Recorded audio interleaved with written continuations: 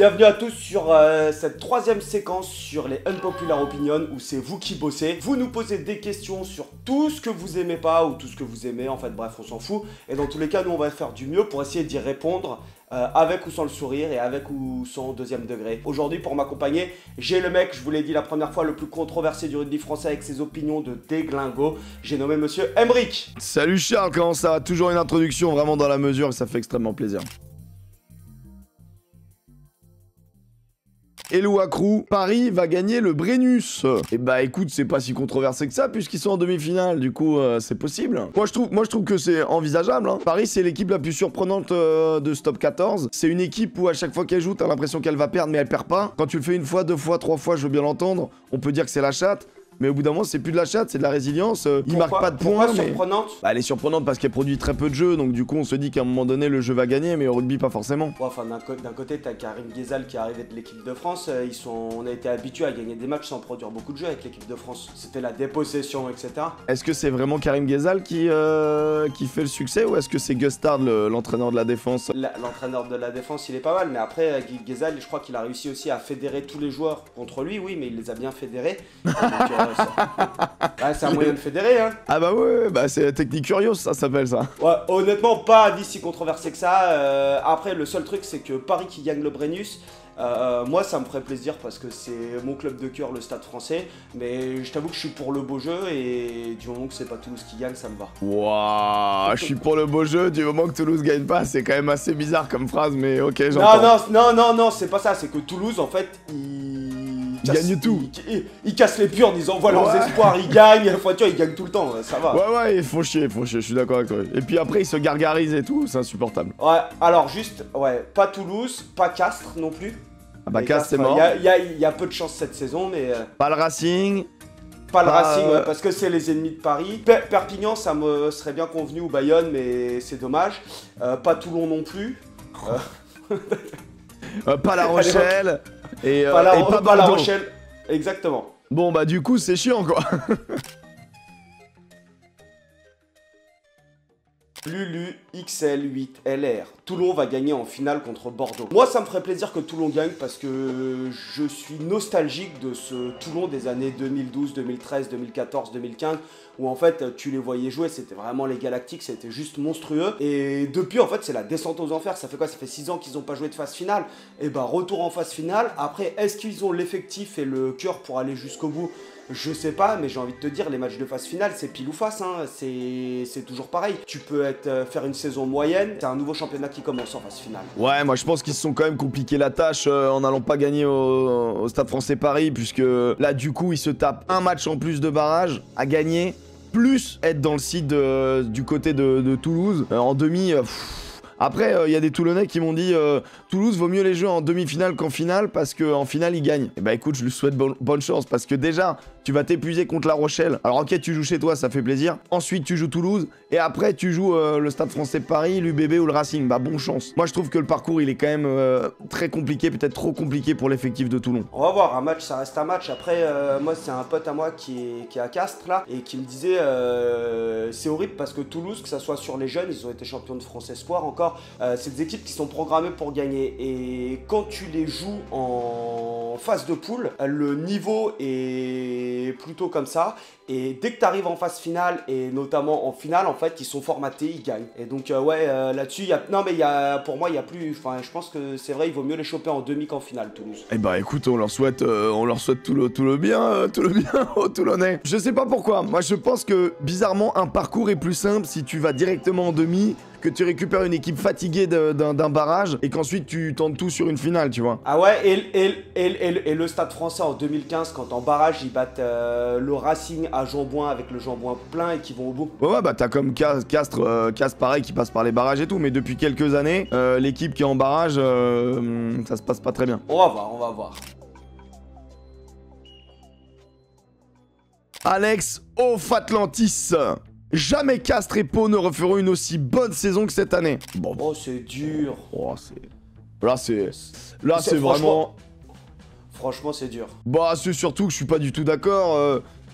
Personne s'attendait à ce que Pau fasse une si belle saison. Pau est quand même une équipe qui a développé du jeu et qui a mis beaucoup d'expérience, qui est vraiment sur un très bon boulot, avec des joueurs qui vont arriver à maturité à un moment donné, tu vois, si elles sont bien gérées. Quand t'as vraiment des très jeunes, une charnière d'Aubagna, d'Esperès, que t'as Gaëton qui va prendre forcément du bulbe, que t'as Oradou qui est trop fort, Atisogbe qui est une pépite. T'as vraiment beaucoup de très bons joueurs. Et à un moment donné, je pense qu'il leur a pas manqué grand chose pour faire top 6 cette saison. Et je pense qu'ils peuvent faire une bien meilleure saison. Là, ils font même pas top 8. Alors, dire que Pau fera pas top 8 dans les années à venir, c'est pas ce que je leur souhaite et c'est pas ce que j'imagine. Pau, moi, c'était la question que je me posais juste après la Coupe du Monde. Est-ce qu'ils allaient tenir sur la longueur? Parce que effectivement, ils ont cartonné pendant les 2 mois de la Coupe du Monde. Mais tu sais que les effectifs, ils sont aussi un peu vidés dans les autres clubs de top 14. Après, Pau, je pense que Piquironis, il fait du très bon boulot là-bas. Et bien sûr qu'ils vont l'atteindre le top 6. Ils construisent le club progressivement. Faut pas oublier d'où ils repartent, Pau. Moi, je suis d'accord. Quoi, Vas-y, répète-moi ça, t'es d'accord avec moi pour une fois? Ouais, bah concrètement, je suis d'accord. Après, on est assez d'accord sur Pau, là, pour le coup. Castres ne fera pas une aussi, parce qu'il a dit Castres aussi. Castres, c'est tellement un club surprenant, ils sont à 2 doigts d'attraper le top 6. Moi, je n'enterre jamais Castres, c'est une terre de rugby, c'est impossible. Je suis totalement d'accord. Ils ne referont jamais une aussi belle saison parce qu'ils ont envoyé du jeu cette saison. J'avoue, ils ont des essais exceptionnels. Ouais. Et donc à partir de là, ils referont pas la même connerie. À chaque fois qu'ils ferment le jeu, ils gagnent des boucliers. C'est horrible à regarder, mais ça gagne. Là, c'est joli à regarder, mais ça perd. C'est vrai, mec. C'est vrai. Putain, retournez à votre jeu dégueulasse, à une passe, juste les avants qui pètent la gueule des autres, et c'est tout, quoi.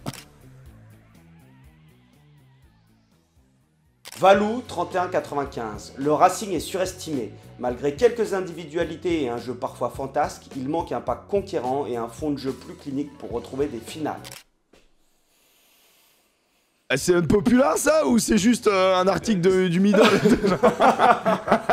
La grosse question moi pour le Racing, parce que le Racing c'est quand même un gros budget de top 14. Ils ont des super joueurs. Ils ont fait venir quand même Lancaster qui vient du Leinster, etc. Où tu pouvais t'attendre à mieux. Alors en Champions Cup, ils se sont fait sortir. Là, ils jouent les barrages en top 14. Mais ouais, on pourrait s'attendre à mieux de la part du Racing. Tu vois, ils recrutent des mecs comme Sia Colissi. Tu vois, vraiment, c'est des superstars. Et je suis pas certain qu'ils arrivent à aller jusqu'au bout. Après, c'est ce que je dis, les phases finales, c'est un nouveau championnat qui débute. Quand tu vois la saison qu'ils ont fait jusqu'à maintenant, tu te dis, ok, ils peuvent pas aller jusqu'au bout. Mais là, en fait, ça va commencer ce week-end en barrage pour eux, et je pense que c'est vraiment là où ils vont être attendus. Pour moi, c'est surestimé et ils devraient être capables de produire plus de jeux, d'être plus efficaces que ce qu'ils le sont actuellement. Bah ouais, pour moi c'est pas du tout impopulaire. Le Racing cette saison elle est dramatique. Ça se joue à un La Rochelle qui joue son dernier match tranquillou avec des petits tas à la fin, on l'a vu, qui essaye pas vraiment de les enterrer. Et s'il y a Colissi, son cousin qui est venu. Tuisova, le pauvre, bah après l'attentat sur la Coupe du Monde, le gars a traversé la saison sans jouer. Ouais, sur le papier, ils ont une super équipe, mais Lancaster, moi j'ai été le premier à dire bah il faut attendre.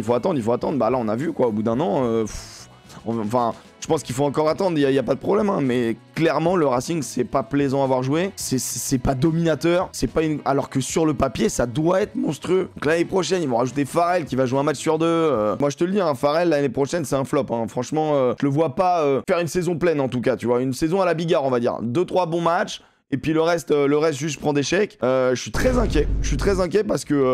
parce que ce club avait une grosse identité. Et là, le côté un peu star, un peu la U Arena, peut-être que ça n'a pas aidé, etc. Et ben on tombe sur un Racing très fade.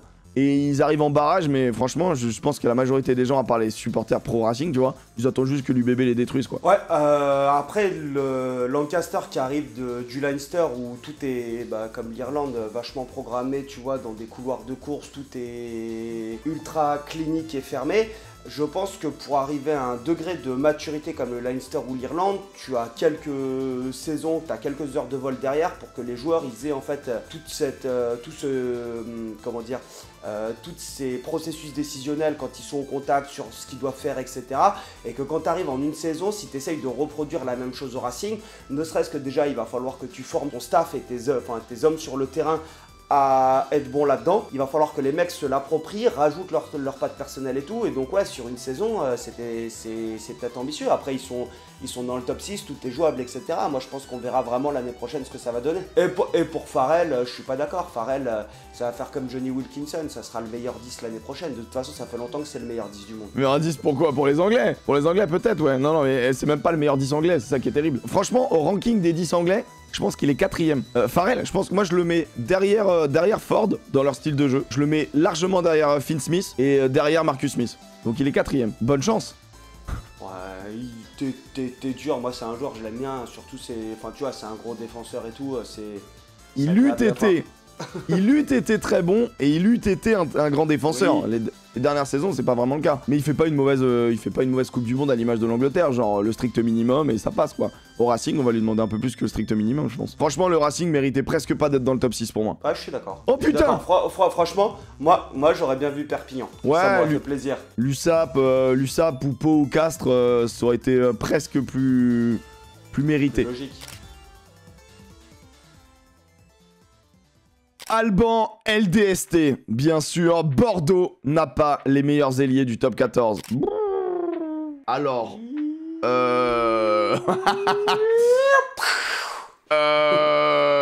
alors, on va partir du dernier, on va dire Moustin. Déjà, Moustin, c'est un jeune très fort, gros prospect en devenir. Madoche Tamboué, bon bah c'est quand même quelqu'un qui va très vite et qui sur quelques steps est monstrueux.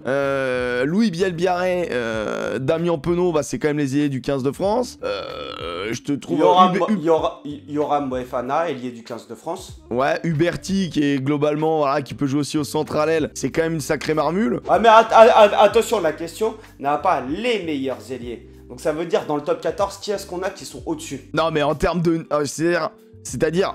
Si tu prends un effectif et que tu prends que les ailiers, bah, pour trouver 4 ailiers de ce niveau-là, là on t'en a cité plusieurs, tu vois. Bon, moi je regarde... À Toulouse, il y a du matos un peu. Bah on va dire Lebel, Capozzo, Malia qui peut jouer à l'aile, Nelson Épée, franchement non, franchement c'est pas aussi fort. Hein. Au Stade français Stade français, c'est pas mal ce qu'ils ont. Dakuaka, les Stérétiens, Amdaoui, ils avaient mis...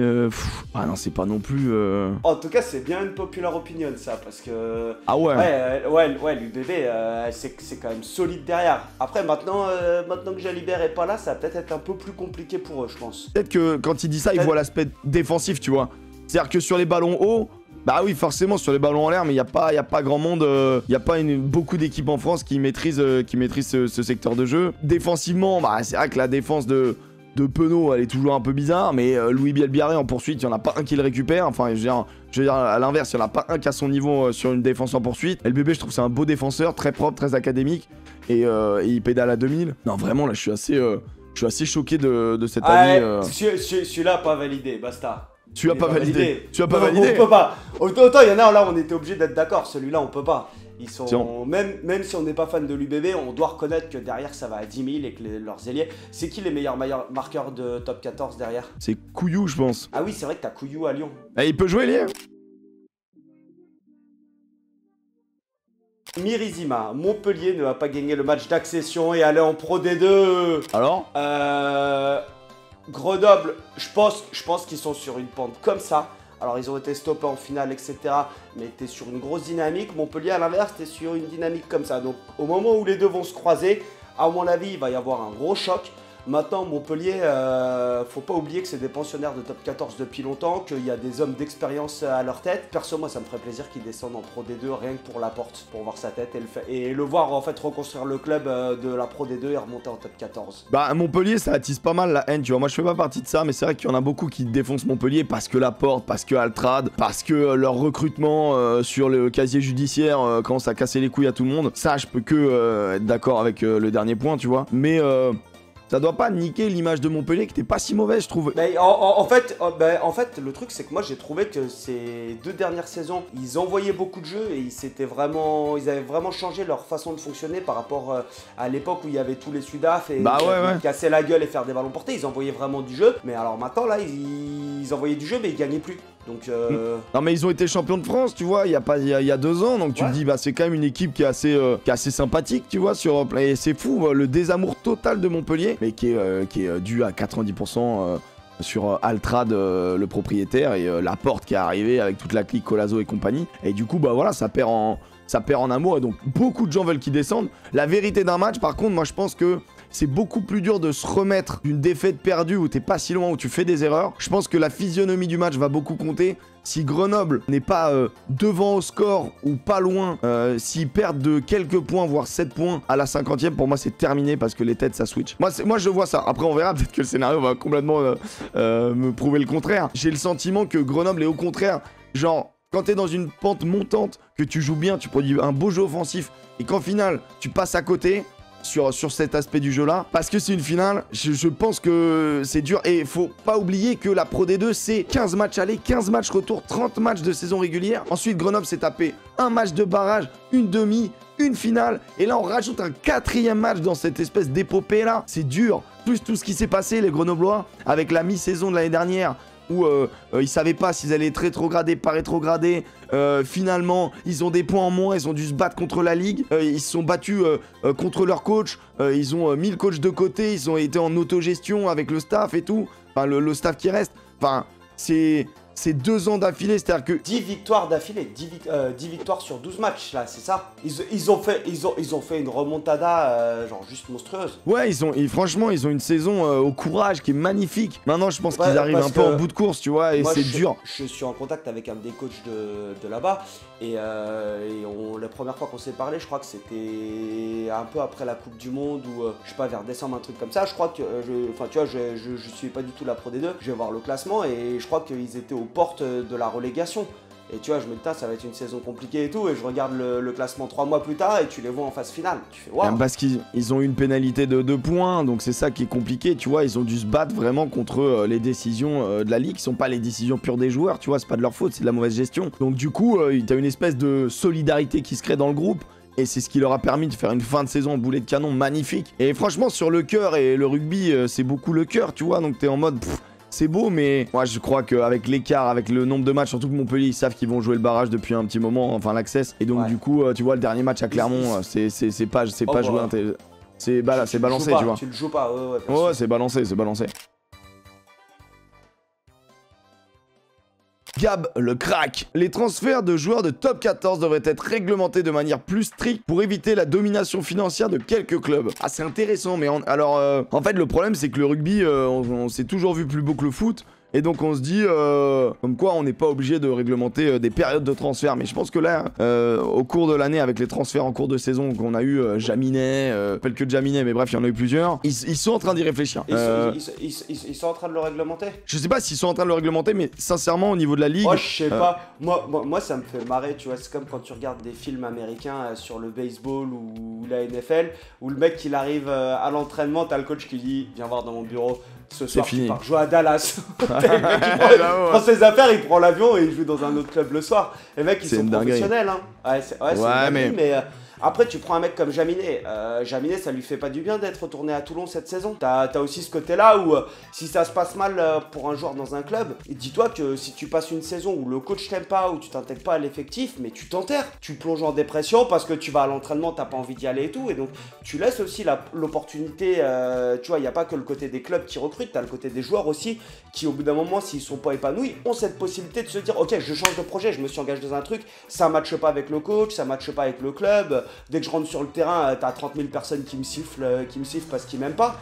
Et bam, tu changes. Moi, je suis pas d'accord sur la comparaison avec les États-Unis. Les États-Unis, il n'y a aucune personnalité. Tu vois, c'est des franchises déjà, peu importe. Ta franchise, elle va de Dallas à Atlanta, ils s'en branlent, en fait, c'est la même. Alors que le rugby, ça reste un sport de territoire, tu défends ton terrain. Et du coup, l'appartenance au maillot est hyper importante. Donc du coup, la valse des joueurs, on s'est professionnalisé, donc bien évidemment que c'est des choses qui arrivent. Mais moi, c'est un truc qui me gêne un peu, tu vois, en cours de saison, je trouve ça un peu bizarre. Mais moi, je suis assez d'accord avec Gab, je pense qu'il faut légiférer pour avoir des périodes de transfert. Parce que maintenant, on arrive au foot où tu rachètes des contrats. Ça y est, si t'as pas un mec qui vend par exemple du jus d'orange à la tête de ton club, et qu'il a une grosse manne financière, qu'il décide de racheter tous les contrats qu'il veut, genre par exemple Carbonel ou tout ça. Carbonel, ça n'a pas été racheté, c'est Montpellier qui l'a laissé apparemment tranquille. Mais voilà, c'est des exemples. Mais si tu commences à racheter tous les contrats des joueurs, pourquoi pas, mais dans des périodes vraiment déterminées. Tu vois, le Garbizzi qui en milieu de saison va à Toulon, je pense que les Toulonnais sont très heureux. Et quand Garbizzi te dit en sortie de 6 Nations que lui il était bien à Montpellier, que ça fait des années qu'il est là, qu'il a ses enfants là-bas, enfin tu vois, il y a sa vie là-bas, t'es en mode ben c'est choquant, enfin tu vois, genre là vraiment c'est le joueur est même presque pas concerné en fait. Malheureusement, c'est la vie des professionnels. Là, tu vois, je discutais avec un pote, il cherchait un club pour un joueur qui a plus de 100 matchs de top 14 et 50 matchs de Pro D2, il ne trouve pas de club professionnel. Donc au bout d'un moment, et tu vois, c'est-à-dire que le mec il a joué en top 14 toute sa vie, il va se retrouver à aller faire de la nationale. Il faut pas oublier que c'est des joueurs professionnels et au bout d'un moment, tu vas là où on te dit que tu dois aller bosser. C'est leur boulot. Après Sam Whitelock, il est fini aussi, voilà, c'est normal hein.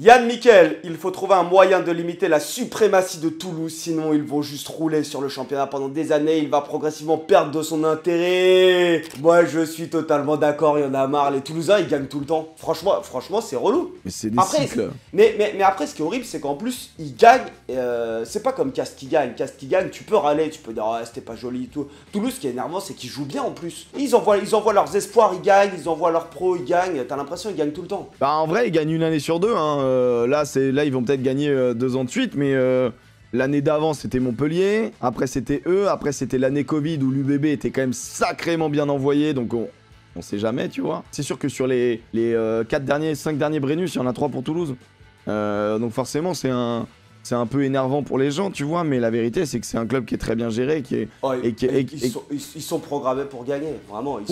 Mais ils ont aussi traversé, 5-6 ans de merde aussi, tu vois, où moi je me rappelle d'un Toulouse 13e ou un truc comme ça, ou Toulouse 12e. Ouais, ils ont fini 12e une fois. Je pense que Molin a mis du temps avant de vraiment bien manier son Toulouse, de bien récupérer, pas que Molin bien sûr, hein, tout le staff, toute l'entreprise, en fait, le bloc Toulouse, du bas, des jeunes, et du recrutement bien sûr, de l'aspirateur, des talents de la région, jusqu'à les façonner et polir les diamants. Quand tu vois que Keino, il s'occupe des espoirs et tout, tu te dis bah oui forcément, enfin il y a du talent partout en fait. Donc c'est normal quand tu mets du talent partout, et une bonne gestion et un club qui est au-dessus des joueurs, qu'au bout d'un moment tu récoltes les fruits de ton travail. Ça serait même presque triste que ce soit pas le cas. Moi je pense que ça doit inspirer les autres clubs avec d'autres stratégies. Tu vois, Pau, bah, c'est de la jeunesse, il y a d'autres styles de jeu. Moi je trouve que mine de rien, ce qui se passe à l'UBB avec un petit côté un peu All-Star,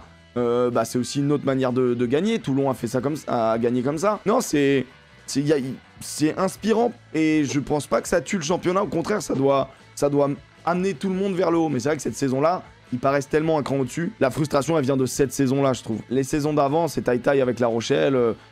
Là, cette saison, en fait, ce qui se passe, c'est qu'il n'y avait pas un autre gros avec eux. C'est ça, même pendant les doublons du 6 Nations, ils gagnent leur match. Mais non, mais à quel moment les autres, ils ont... Exactement, à quel moment les autres, ils ont leur chance, tu vois. Moi, je pense que ça va être dur d'aller les chercher cette année, Toulouse. Et bah, c'est la fin de cette petite séquence. Honnêtement... avec Emeric et Mathieu, on prend beaucoup de plaisir à le faire, donc même si ça vous plaît pas, et bah ça nous est égal, mais pensez quand même à mettre votre petit pouce bleu. Bah ouais, on s'est bien fendu la gueule à le faire. C'est vrai.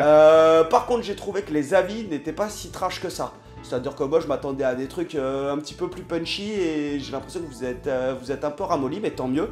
Ça nous permet d'être d'accord avec vous pour une fois. Et Emeric, si vous ne le connaissez pas, il a une chaîne Twitch sur lequel tous les lundis soirs il y a le petit bureau. Il anime ça avec des journalistes de Sud Radio et franchement c'est top, c'est-à-dire que c'est un retour sur l'actualité rugbystique, les résultats du week-end et tout. Et le format est vraiment interactif et c'est cool. Emeric, je te laisse la parole pour conclure. Eh ben écoutez, moi c'est toujours un plaisir d'être invité sur la chaîne du meilleur analyste rugby FR, donc ça fait vraiment plaisir et continue ton taf mec parce que c'est très bien et continue de le soutenir parce qu'il a besoin de soutien pour continuer son taf, donc voilà. Allez topette!